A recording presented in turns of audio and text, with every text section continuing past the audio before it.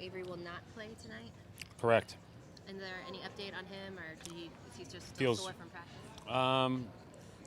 Sore, but also just trying to get him back into the rhythm of things. I don't think one practice session and the day before one shooting session is enough to play at the level that he's used to playing. And, we want to make sure that we get him back so that when he's back out on the court, you've severely limited the chance of it happening again.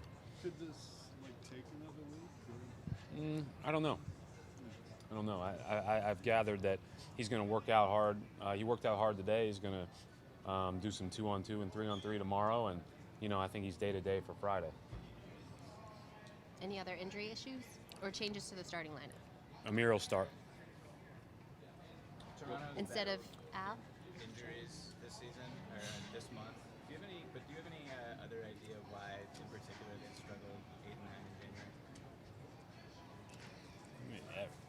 We're all playing really good teams every night with really good players. It's hard to win a game, and I've said that before. This is a really good team. They've certainly beat us twice in games that I thought we played pretty well. So, I don't pay too much attention to what happens throughout the course of time with other teams unless we're preparing to play them. And obviously, we think very highly of them. Why do you think Jay Crodwer has become more efficient three-point shooter this year? He works really hard at the right stuff that applies to his game. So, what does that mean? He doesn't waste time on things that he doesn't do a lot of in the game. So he spends a lot of time on his catch and shoot, spends a lot of time on running and shooting, spends a lot of time on pull-ups, and then the things that he's figured out with regard to cuts and drives. Those are what he spends his time on. He doesn't waste time in the gym.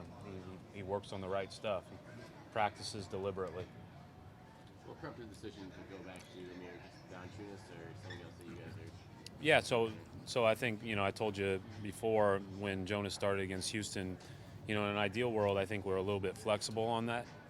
And obviously, whoever starts next to Al, can complement Al because Al can play out of the post or Al can play as a pick and pop guy at the 5. And I think ultimately, Amir's body in tonight's game is going to be really important. And then the one thing that you get by bringing Jonas off the bench is you can keep that Jonas-Kelly pairing together, and that's been really good for us. And they play small or tend to play small off the bench. Maybe they won't tonight, but certainly have tended to do that. How are they different without DeRozan? Well, I think when you plug in Norman Powell, you've got, a very, very capable guy.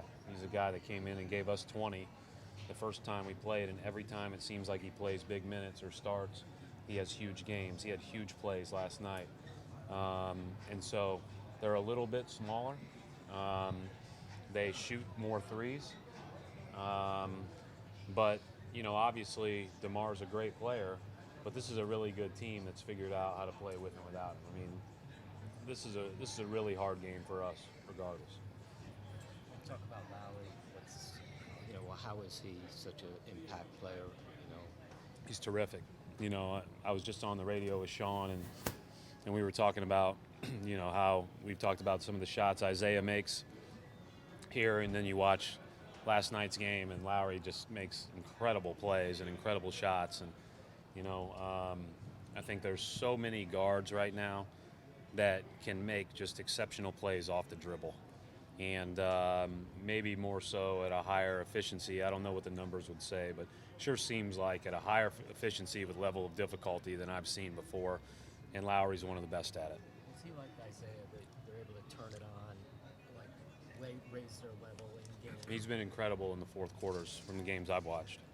You mentioned the other day that bringing Marcus off the bench, you still wanted him to play those 30 minutes, but they were easier to manage if he was coming off the bench. Why is that the case, and why has he been more effective in that role? I think it's 6 less minutes to start the game. And then if you choose to start him in the second half, that's fine. But then you're not, bringing him and Isaiah and Al all out at the same time, and Jay. And so I think that you're just trying to manage all those different rotations and different things. And he's been really good, whether he's been off the bench or starting, as far as how we want to play and impacting winning. And, like the other night, we felt like we could post him some and do some of those things. So oftentimes a backup point guard's a little smaller than a starter, but that's not always the case. And so yeah, there's a lot to go into that. But I think, him sitting the first 6 minutes, he's going to play a lot of the last 42, and that's just the way it's going to be. And so I think it does help with keeping his minutes at an appropriate level.